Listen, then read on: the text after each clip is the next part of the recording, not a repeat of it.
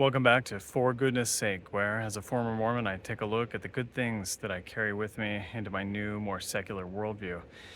My name's Tom, and today's topic is bearing testimony.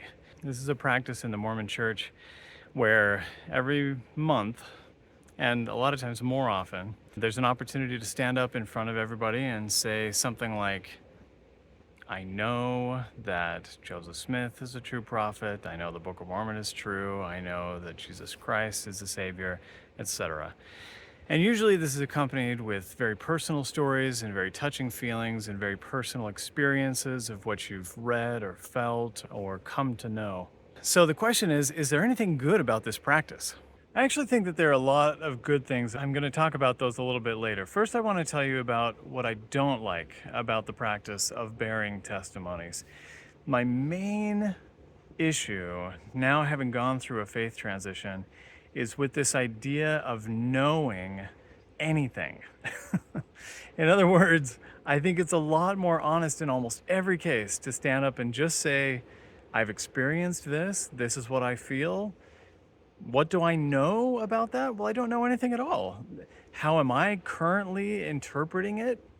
And you can tell how you're interpreting or contextualizing the spiritual experiences that you've had.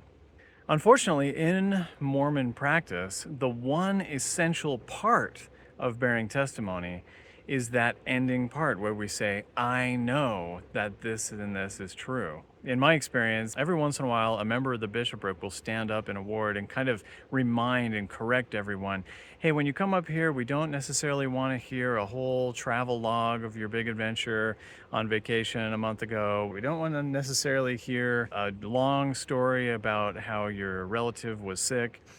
You can mention those things, but only if it's in the context of, and therefore I know that X, Y, and Z are true. So we end up with this kind of familiar cadence to the testimony bearing. Whatever so-and-so is talking about, we know it's going to end with, and therefore I know that these things are true. And unfortunately, that's the most dishonest part of the testimony. All the rest of it is your experience, and all the rest of it is how you're contextualizing your experience.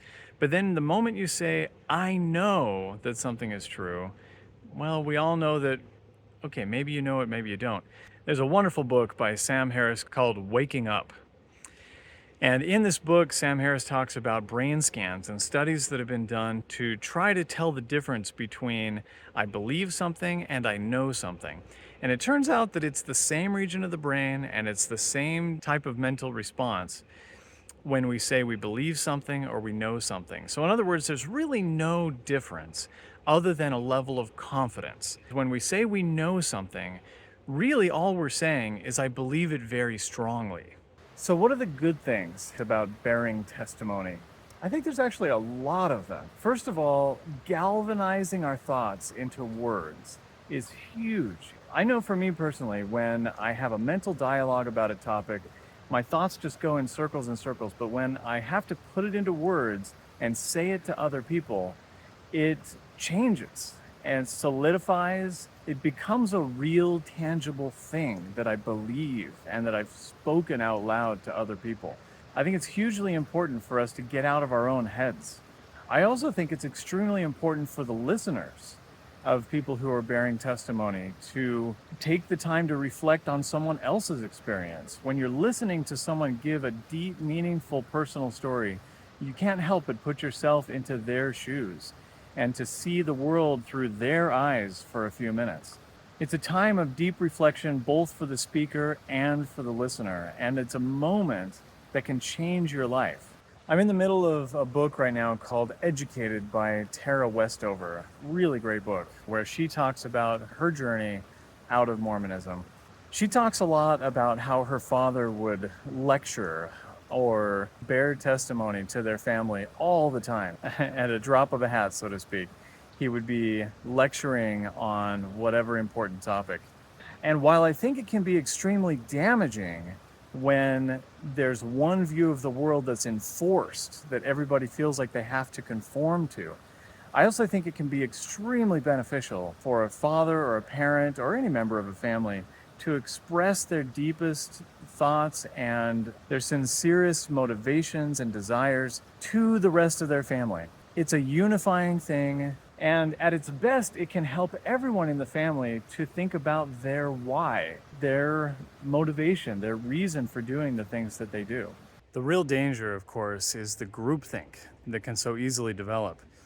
I think we need to constantly be wary of saying things just because we know people want to hear them, instead of saying things because it's something true that comes out of our own experience.